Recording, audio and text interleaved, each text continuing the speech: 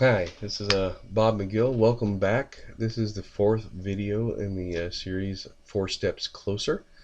This is the final video of the series.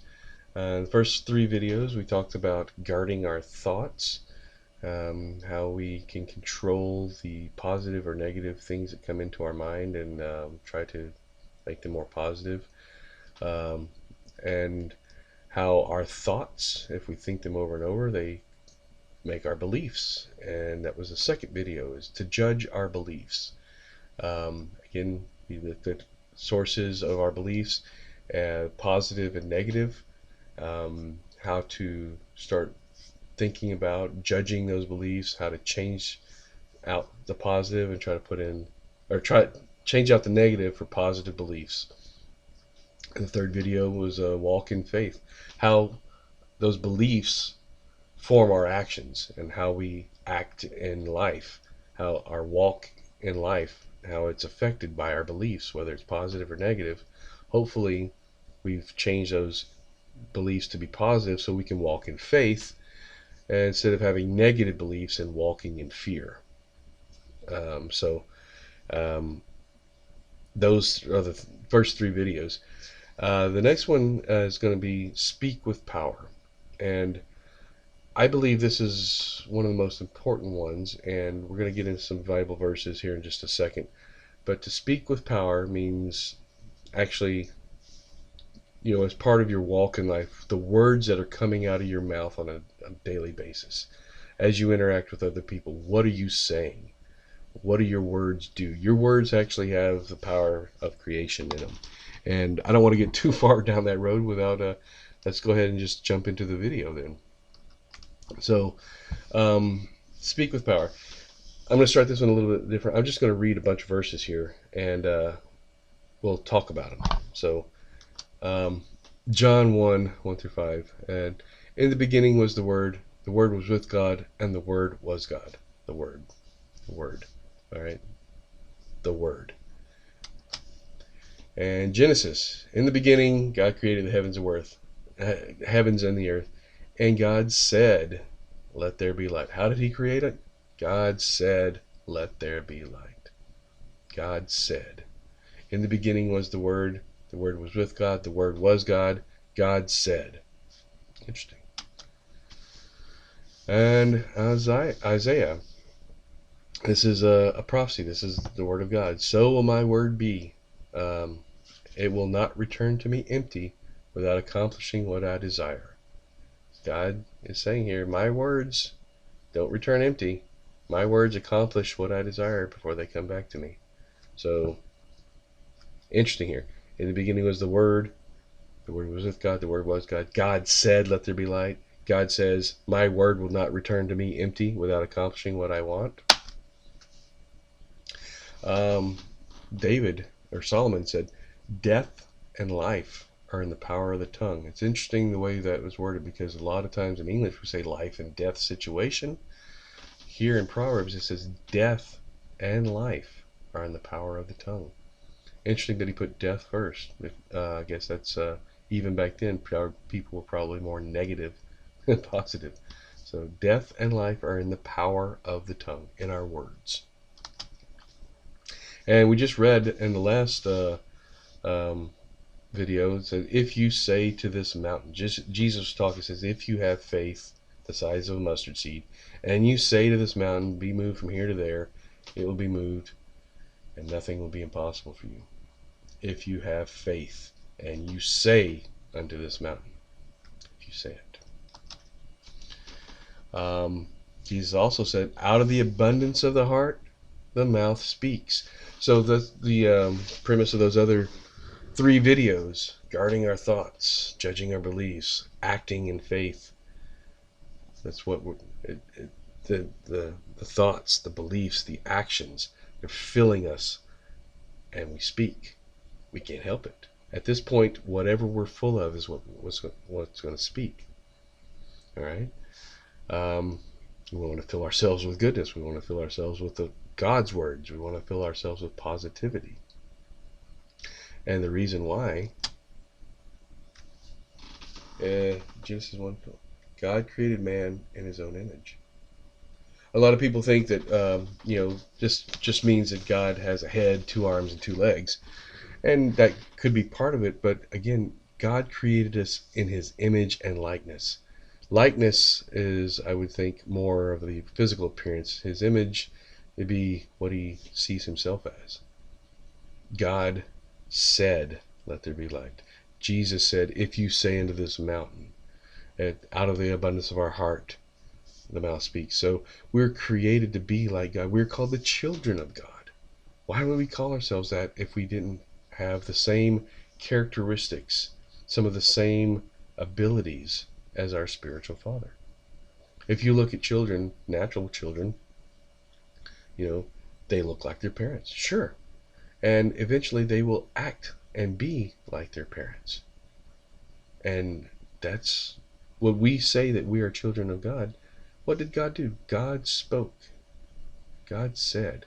God's words created. God's words have power. So, we're created in the image and likeness of that. Think about that for a minute, because this is the ultimate step.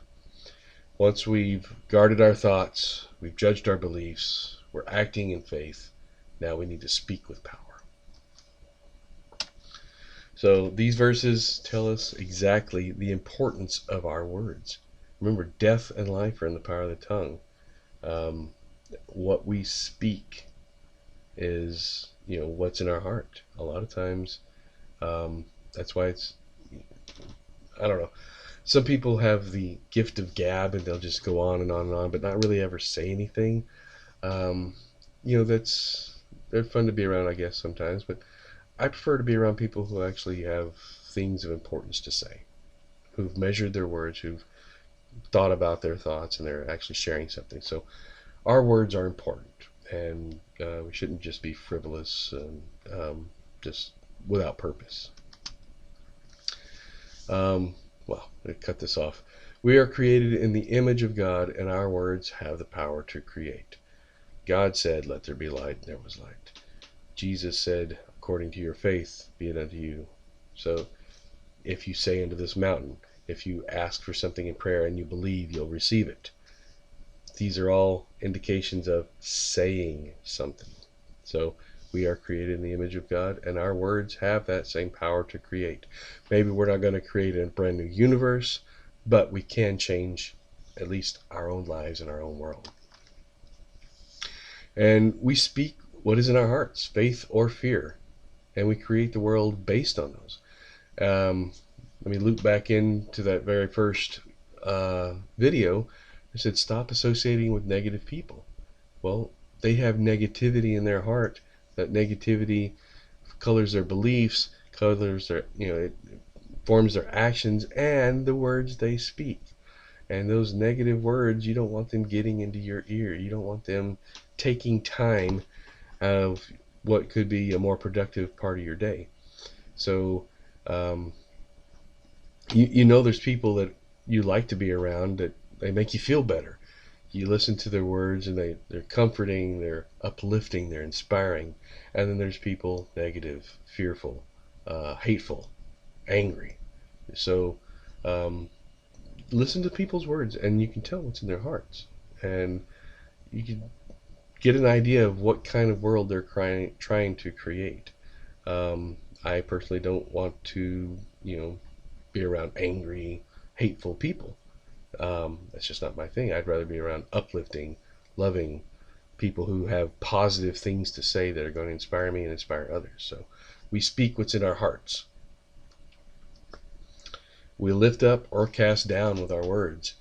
This is so important, especially to children. The things that we say to children, we build them up or tear them down. Our friends and family, we say, that's not for you, or I really think you could do that. You're good at that kind of stuff. We lift up and tear down. Our words can be creative or destructive, and we need to take that into account. And one of the most important things here, and I'm sorry it cut off, I'll scoot out of the way here, is When other people hear our words, they think about what we say. And when we hear our words, we think about it also. Remember in the second video I said to write down your positive beliefs and read it out loud 2 or 3 times a day. And there's a reason for that. Um, this is all going to be a feedback. So as you do these steps and loop back and do them again, you're going to notice an upward spiral pattern. By the same token, most people have a downward spiral pattern in their life. They're negative. They only watch the news and they only know about fire, death, destruction, war. They think that everyone in the world's out to get them, and if such and such is in power politically, then the whole world is going to end, and everyone's against them. And then the only safe thing to do is sit at home, never go outside, wear a hazmat suit when you go outside, otherwise somebody's grandma might die. And then it's just a negative spiral. Hopefully with these 4 steps, we do a positive spiral. We're saying, hey, say those positive things, say those uplifting things, and people will hear it, and people will think about it. It's like, why does he think that way? Why did he say that? Does God really love me? And you start becoming a force. You start influencing the world around you by your thoughts, beliefs, your actions, and your words. And again, as we hear ourselves, see ourselves, feel ourselves doing these things, it not only helps others, it helps us and everyone around us. And that is the ultimate goal, to bring about, the blessings of life. We're 4 steps closer to the kingdom of God, to faith, to heaven, whatever you want to call it. These 4 steps get you closer to where you're going. All right. And I think this last part there, when others hear our words, they think about what we say. And when we hear our words and what we say, we think about it also, and it starts the whole process over. So the entire cycle begins again with the guarding of the thoughts, judging the beliefs, and it's just that upward spiral. All right, and that's the end of this video. I hope you've enjoyed this series. I'm going to possibly try to do another version of it in Spanish. We'll see how well my Spanish is. But I hope you've enjoyed this. Thank you for your time. And please contact me with comments, questions, critique, and we'll have a discussion. So thanks so much, and hopefully I'll see you in some other video in the future. Thanks. Bye.